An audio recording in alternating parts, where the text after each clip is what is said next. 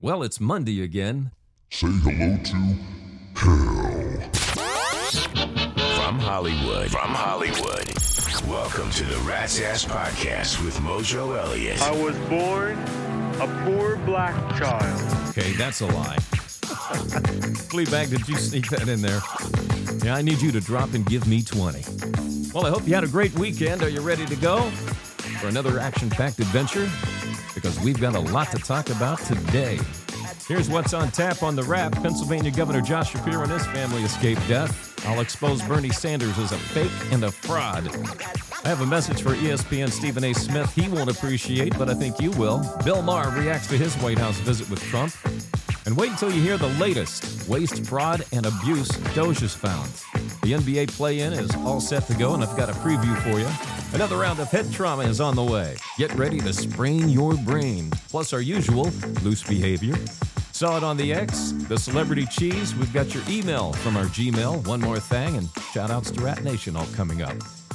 But I think let's get the bad news out of the way first, don't you think? You know what tomorrow is? It's tax day. Many of you are going to have to whip out the checkbook and write Uncle Sam a big old check. Great big one. Now, I think if most Americans came face-to-face with Uncle Sam today, they'd probably say this to him. And I want to look him straight in the eye, and I want to tell him what a cheap, lying, no-good, rotten, four-flushing, low-life, snake-licking, dirt-eating, inbred, overstuffed, ignorant, blood-sucking, dog-kissing, brainless, dickless, hopeless, heartless, fat-ass, bug-eyed, stiff-legged, spotty-lipped, worm-headed sack of monkey shit he is. Hallelujah! Holy shit! Where's the Tylenol? Yeah, I think that sets the mood just about right. But you know what? At least Doge is making it fun to pay our taxes again. What are you people? On dope? And check back with us tomorrow. We might be. Pennsylvania Governor Josh Shapiro and his family escaped death last night when a lunatic named Cody Balmer got past security at the governor's mansion in Harrisburg and torched it. He broke a couple of windows, tossed in some Molotov cocktails, and sat there and watched it burn while the governor and his family were asleep inside. And praise Jesus, they're safe and sound. Now, Shapiro addressed the media this morning and condemned the violence on both the left and the right, but let's be clear about something. The right has never stood on a podium like Chuck Schumer, Maxine Waters, Jasmine Crockett, and a host of other Democrats encouraging political violence against their Republican opponents. It's never happened. The attacks on Tesla, all conducted by left-wing screwballs. So, Mr. Shapiro, while I'm glad your family is safe and sound, I highly recommend that you and all your Democratic radical pals take a history lesson about the French Revolution, because I don't care how safe you think you are or how protected you think you are. Unfortunately, you're not, and this incident proves it. There are nutbags on both sides of the aisle, and your rhetoric can tee them off at any time. Now, Balmer ran up to the police and turned himself in. He said, "I think you guys are looking for me," and admitted that he had a deep-seated anger towards Josh Shapiro. But fortunately, everybody's okay. But let it be a warning to what could happen in the future. Now, socialist commie nutbag Bernie Sanders showed up at Coachella Saturday night. You know, people pay a lot of money to go to this concert and see bands. They want to get high, have a good time, listen to some good music. But they decided to let this old curmudgeon on stage to warn everybody about Donald Trump. One concert goer said, "Hey, I didn't know Grateful Dead were playing tonight."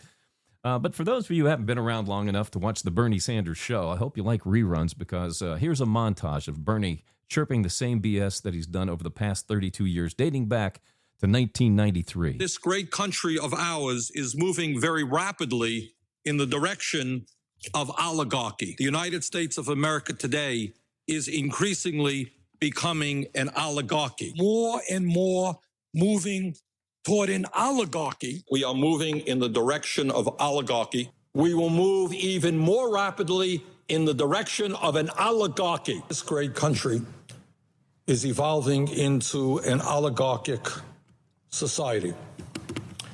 It is called oligarchy, and that is the system we are rapidly moving toward. This is a budget that moves our country rapidly into the direction of oligarchy. A handful of billionaires are moving this entire planet toward an oligarchic society. Start off with the bad news, which is pretty bad, and that is that under Donald Trump, this country is hurtling rapidly toward oligarchy.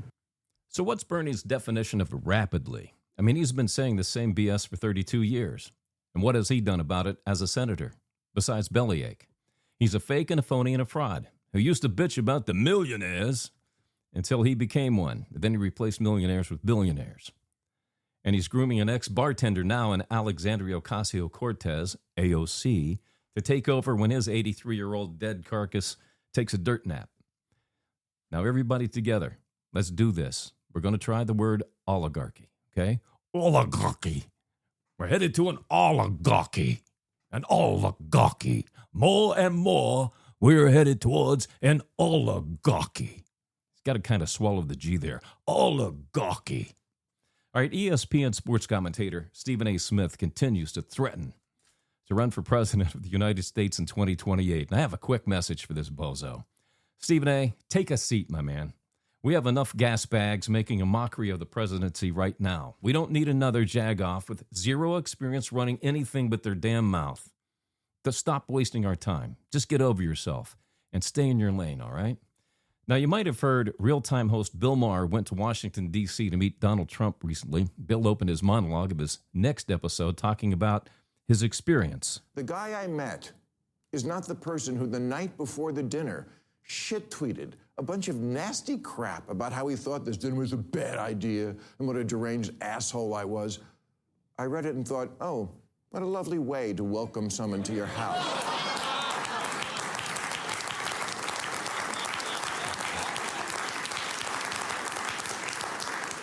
But when I got there, that guy wasn't living there.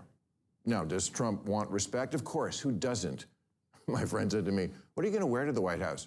I said, I don't know, but I'm not going to dress like Zelensky, I'll tell you that. But, okay. Just for starters, he laughs. I'd never seen him laugh in public, but he does, including at himself. And it's not fake. Believe me, as a comedian of 40 years, I know a fake laugh when I hear it. And I thank you for them. No.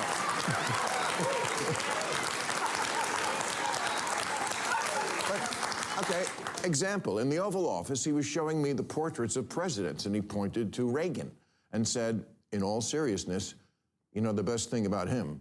His hair. I said, well, there was also that whole bringing down communism thing, waiting for the button next to the Diet Coke button to get pushed and I go through the trap door. But no, he laughed, he got it. I said to him at one point, Mr. President, you know the dog, that's unusual in the White House. He said, well, a lot of the presidents, they had a dog for political reasons. I said, no, people love dogs, that's what that is. Oh yeah, okay, that's true. Well, as you can tell, it was a deep conversation, but the end result was Maher, who previously had called Trump a threat to democracy. He came away with a completely different perspective on Trump. I never felt I had to walk on eggshells around him. And honestly, I voted for Clinton and Obama, but I would never feel comfortable talking to them the way I was able to talk with Donald Trump. That's just how it went down. Make of it what you will. Now, I don't feel guilty that we awarded Bill with the Rat's Ass Podcast Dumbass Award last week because of how he's treated Trump in the past.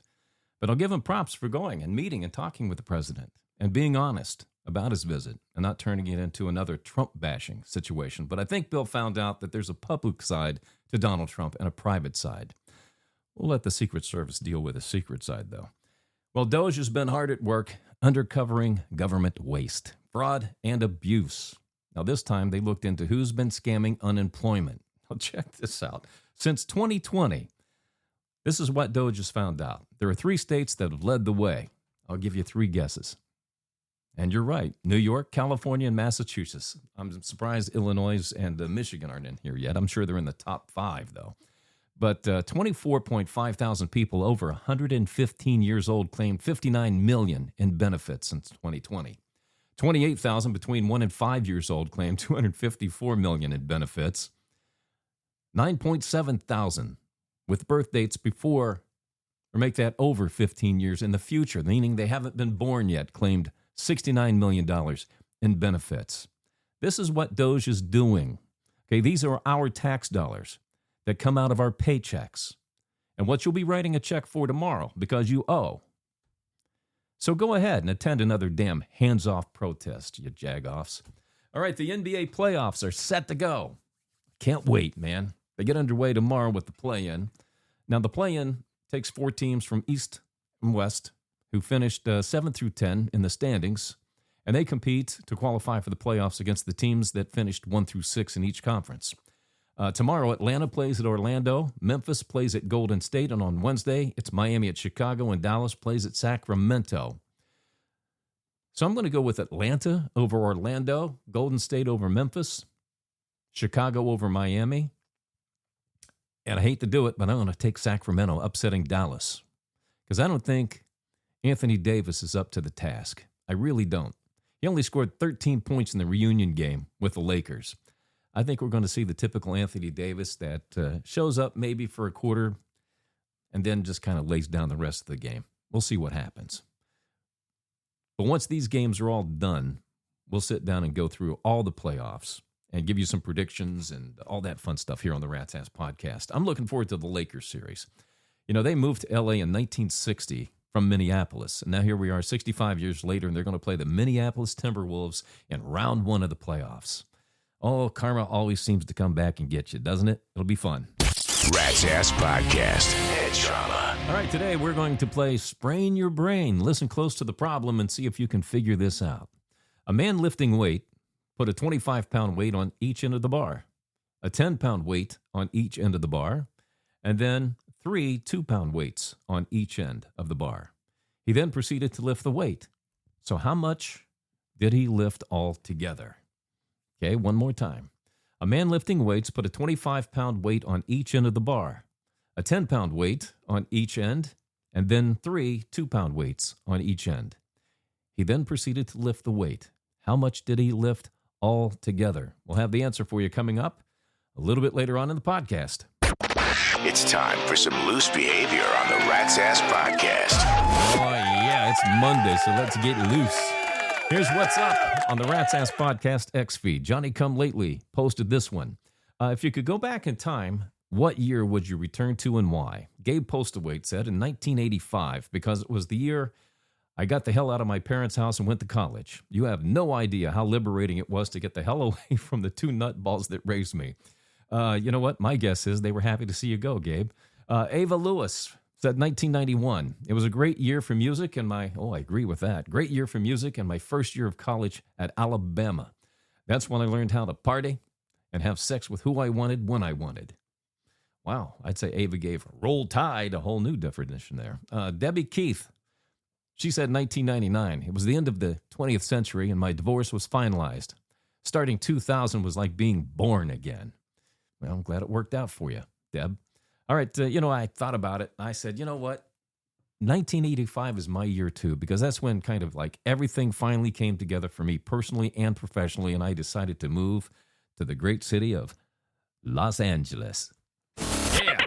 Hey, heads up. Here comes your celebrity cheese. All right, this morning, pop star Katy Perry, CBS News commentator Gayle King, and Amazon head Jeff Bezos' wife, Lauren Tit Sanchez, led a group of ladies on a joyride to outer space on Bezos' Blue Origin rocket, which, by the way, does look like a ginormous dong. You have to admit it. Now, as it flew through the sky, I thought to myself, God, that's the biggest shaft these ladies are ever going to ride on. Yeah. Lady Gaga put on one hell of a show at Coachella. She did a 2-hour set featuring all of her hits and paid homage to a bunch of music videos from the past that required, I guess, multiple costume changes. And what really impressed people at her age is that Gaga didn't have to pee once. Lizzo showed off her new Ozempic body during a performance on SNL. She also took a jab at Donald Trump by wearing a T-shirt that said, terrified. Get it? Tariff and fied? Terrified. Now, I promise you, Lizzo wouldn't know the damn difference between a tariff and a salad. Mickey Rourke, now 72 years old, was evicted from the celebrity Big Brother house for what's being described as threatening and aggressive behavior. So what the hell did he do? Did he try to perform an atomic wedgie on a Gen Zer? That's just about enough of that. Hey, on a side note, by the way, Britney Spears has been single now for a total of 55 days. Who gives a rat's ass?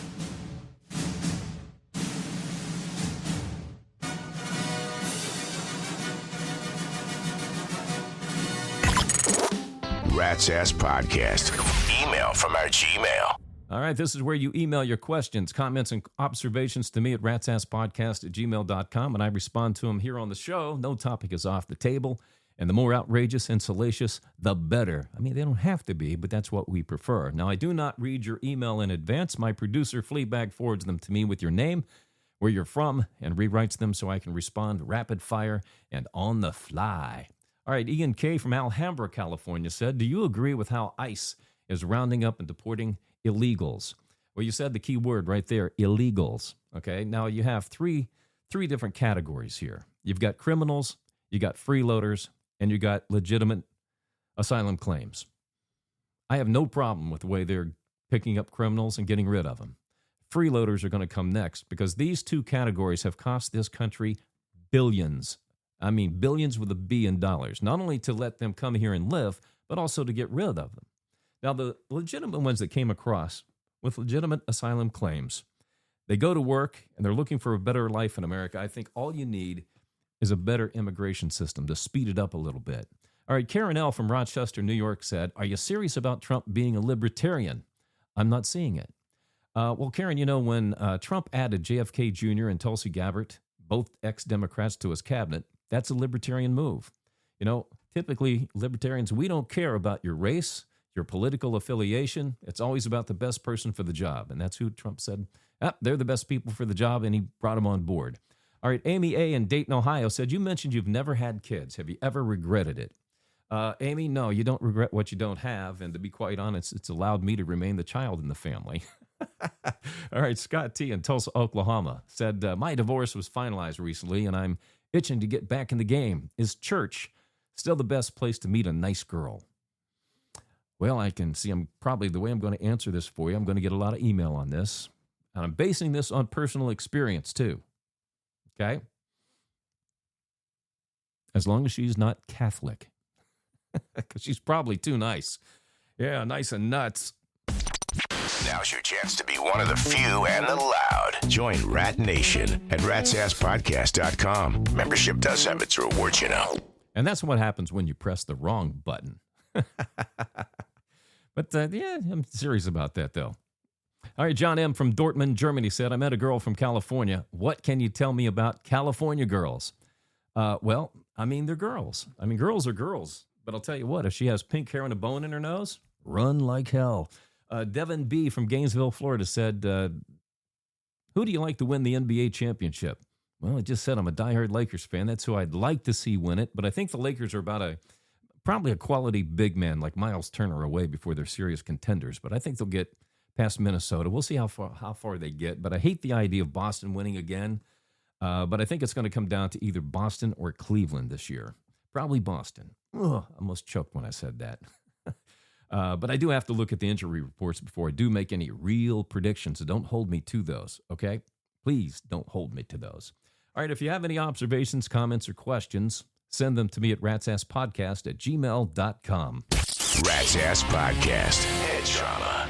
All right, spraying your brain is on the table right now. Listen close to the problem again, and let's see if you figured it out. A man lifting weights put a 25-pound weight on each end of the bar, a 10-pound weight on each end, and 3 2-pound weights on each end. And then he proceeded to lift the weight. How much did he lift all together?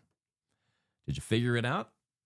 All right, if you guessed 82 pounds plus the weight of the bar. Correctamundo. And if you missed it, go see your doctor about your head trauma and get well soon. All right, I got to go split. I've got electric shock later on today, but I do have one more thing for you. Did you know the human body was designed to get 4 hours sleep twice a day and not 8 hours all at once? And consequently, the body was built to have food twice a day, to have meals twice a day, and sex 4 times a day. All right, I made up the thing about the sex part, but it sure as hell sounded good, didn't it? That's just about enough of that. Oh, God, it is enough of that, isn't it? Hey, Fathead, let's do some shout-outs to Rat Nation. Yeah, I just did get a fathead there real quick. Hang on, I need a drink. I've driven myself to drink today. God, Alexa's trying to produce me too now. All right, Rat Nation. Welcome on board Jake Collins of Independence, Missouri. Letitia Thorne of Katy, Texas. Hello to Brad Greathouse in Toledo, Ohio. Paul Delagrand from Toms River, New Jersey, and Belinda Brown in Portland, Oregon. Thanks again for joining the Rat Nation. It's a club we're trying to build to 1,000 members. 1,000. The conversation continues between podcasts on X and ratsasspodcast.com. ratsasspodcast.com. All right, that's it for this episode of the Rat's Ass Podcast. Be sure to check out the new ratsasspodcast.com to connect with us on the socials, listen to the podcast, join Rat Nation, and read the blog where you can read who's on my Democratic shit list today. We'll get together again on Wednesday, April 16th. Take care of each other, and thanks again for dropping by the Rat's Ass Podcast.